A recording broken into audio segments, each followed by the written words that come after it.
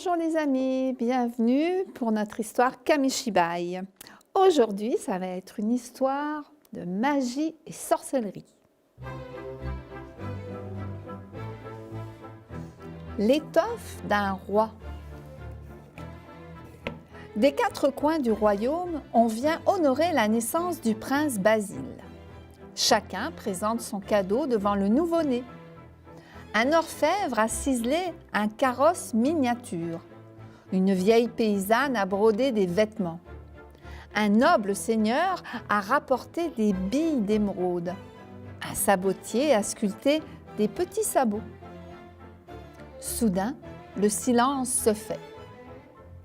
La terrible sorcière Velena vient d'entrer. Elle porte un paquet sous son bras et va s'agenouiller devant l'enfant. Elle déploie alors une magnifique pièce de tissu d'une couleur et d'une texture extraordinaires. Tous sont émerveillés. Mais le roi déclare prudemment : « Nous allons ranger cette précieuse étoffe. Basile en disposera quand il sera plus grand. »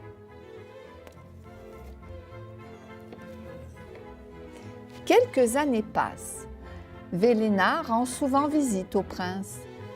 Un beau jour, elle le trouve seul sur les remparts, le regard perdu au loin. Elle s'approche doucement. « Tu sembles bien songeur, Basile. »« Oh, j'aimerais avoir la puissance de ces océans, la grandeur de ce ciel et la force de ces montagnes pour le bonheur de mes sujets. Je leur serai dévouée comme cette mésange qui fera tout pour nourrir ses petits. » « Quelle noble pensée! Ton père peut être fier de toi. » Velena se penche vers Basile et lui susurre à l'oreille : « Sache que ton avenir est lié à celui de l'étoffe que je t'ai offerte. Porte-la et tu deviendras un grand roi. »« J'en ferai mon manteau de sacre, » répond naïvement l'enfant.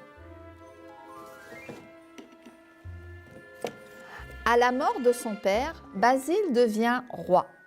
Sa mère refuse que l'on coupe le manteau du sacre dans l'étoffe offerte par Velena. « Si ton père a enfermé ce tissu, c'est qu'il craignait qu'il ne renferme quelque maléfice. »« Velena s'est toujours montrée gentille avec moi, » s'emporte Basile. « Et je ne crois pas à toutes vos histoires de sorcellerie. Cette étoffe sera mon manteau. » Et il en fut ainsi. Jamais roi n'a été aussi beau. La cérémonie du couronnement se déroule dans l'ordre et le faste selon la coutume. Tout à coup, alors que Basile reçoit sa couronne, son manteau se met à s'allonger, renversant les bancs et les candélabres. Devant la foule terrifiée, le roi grandit et grossit. Sa couronne perce les voûtes. Les murs de la cathédrale cèdent. Plus grand que les montagnes, il grandit encore. Le sol disparaît sous les plis du tissu. Les habitants du royaume doivent s'accrocher aux pans de l'étoffe pour ne pas périr. Avant de s'éclipser, Velena déclare : « Alors, Basile, te voilà comblé ? Tu voulais la puissance, la grandeur et la force. Et maintenant, fais le bonheur de tes sujets. » À présent, le roi est condamné à ne plus bouger. Le moindre de ses mouvements mettrait en péril la vie des habitants installés sur le grand manteau. Ainsi commence le règne de Basile le Grand. La bienveillance de Basile lui vaut l'attention de tous ses sujets. Les meilleurs repas lui sont servis. Des jeux et des spectacles lui sont offerts. Mais le roi ne doit ni rire, ni pleurer, encore moins bâiller d'ennui. La menace d'un ouragan pèse constamment sur cet univers de tissu. Et comment rendre sa taille normale au roi ?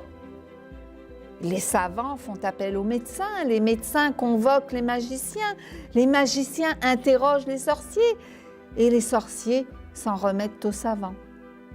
Les recherches sont vaines. Que faire contre le mauvais sort de Véléna? Pendant ce temps, Véléna, cachée au fond d'une épaisse forêt, s'apprête à satisfaire sa seule ambition, prendre le pouvoir. Stupide sujet, vous continuez à servir un roi qui sera la cause de votre perte. Tournée vers le ciel, elle s'écrie « Que l'hiver le plus rigoureux s'abatte sur ce royaume, que les premiers frémissements du roi signent ma victoire. » À ces mots, un courant glacial s'engouffre dans la forêt. Basile a déjà la goutte au nez. Bientôt, il ne peut plus maîtriser ses frissons. Les habitants du royaume se demandent s'ils survivront à ces premiers éternuements. Tchoum! Une tempête déferle sur les contrées les plus proches. Tchoum! Des cyclones et des raz-de-marée détruisent des régions entières. L'état de la planète est catastrophique. Les ministres s'inquiètent. Si cela continue, notre bon roi va mourir de froid. C'est alors qu'un corbeau leur apporte ce message. Le beau temps en échange du pouvoir, signé Véléna. Les ministres n'ont pas le choix. À contre-cœur, ils acceptent cet odieux chantage. Et à peine installée au palais, la sorcière ordonne « Désormais, je suis la reine de ce royaume. Vous devez m'obéir et me respecter. J'interdis à quiconque de parler à Basile. » Mais le roi sait que ses sujets ne l'oublient pas. Chaque jour, ils lui écrivent des messages que les oiseaux lui apportent. À force d'entendre les merles, les mésanges et les pigeons, Basile commence à comprendre leur langage. Bientôt, il peut parler avec eux. Et ce qu'ils lui apprennent sur le royaume le désespère. Être aussi puissant et ne rien pouvoir faire. Par un beau soir d'été, 2 mésanges volent vers l'extrémité du grand manteau. Soudain, l'une d'elles s'exclame. « Tu entends? On dirait quelqu'un qui pleure. »« Ah, tu as raison. Cela semble venir de cette forteresse là-bas. Allons voir. » Elles entrent dans le château par l'une des étroites meurtrières. « Ça alors? Un dragon? » « Ouais, il a l'air si malheureux. » Elles vont se poser près de lui.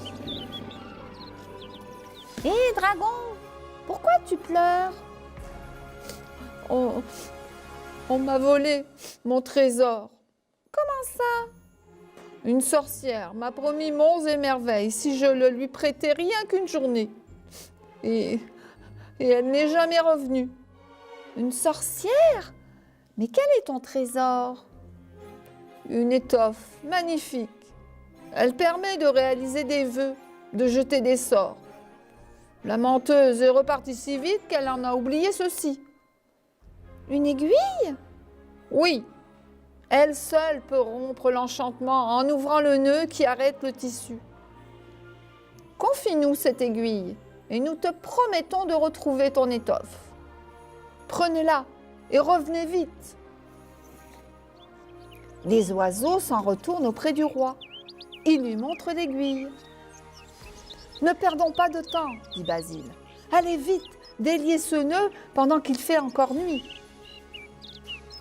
Ils vont trouver la boucle à l'extrémité du manteau et l'ouvrent sans peine. Rien ne se passe. Le roi déçu s'interroge. Peut-être faut-il tirer sur le fil pour détruire l'étoffe? Et tous les oiseaux se mettent à l'œuvre. Au petit jour, quelle ne fut pas la surprise des gardes en découvrant leur roi à l'entrée du château. La nouvelle se propage très vite. Une foule se forme déjà dans la cour d'honneur. « Vive le roi Basile !» Alertée par ces cris de joie, Véléna se précipite dehors. « Diable Basile, Comment a-t-il pu se libérer? Mais sa question reste sans réponse. Elle sent déjà l'haleine brûlante du dragon lancée à ses trousses.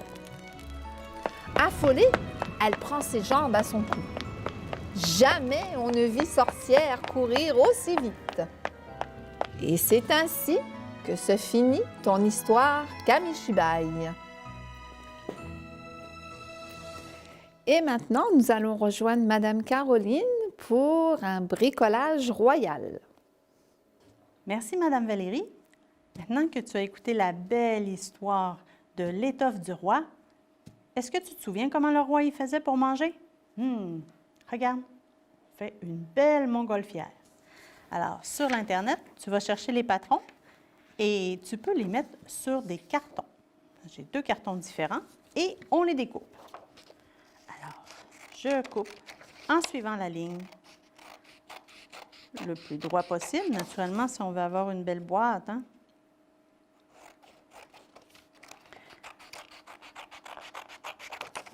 Maintenant que tu as découpé, on va couper où c'est marqué dessus « à découper ». C'est facile.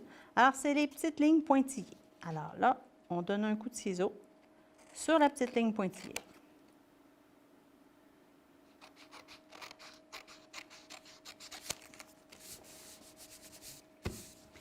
Alors maintenant qu'on a fini de couper tous nos morceaux, on peut plier. On met la règle pour faire une belle ligne.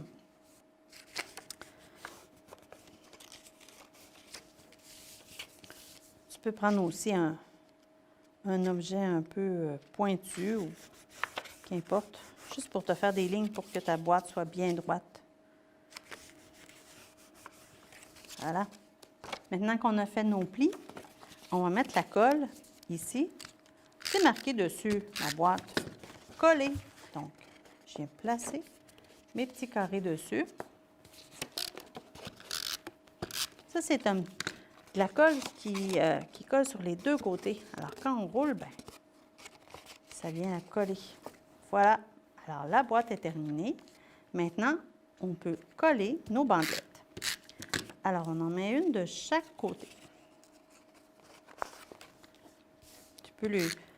Ça importe peu qu'ils soient longs ou courtes, mais si au moins ils sont toutes de la même longueur, c'est plus joli.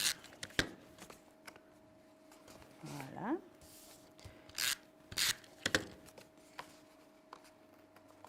Maintenant que nos bandelettes sont collées, il nous reste juste à coller le ballon. Alors, je vais mettre la colle sur la bandelette à l'intérieur.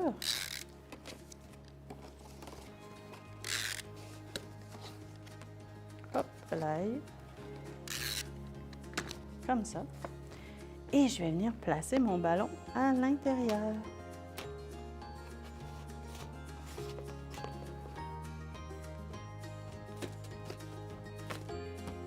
Et voilà.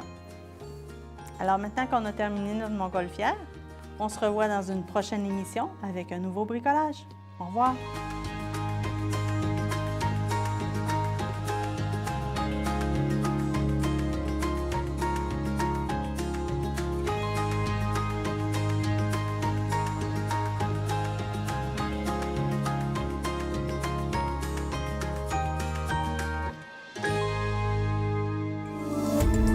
Cette émission d'Accès est appuyée par Cogeco et est rendue possible grâce à la collaboration de la communauté avec Nous TV.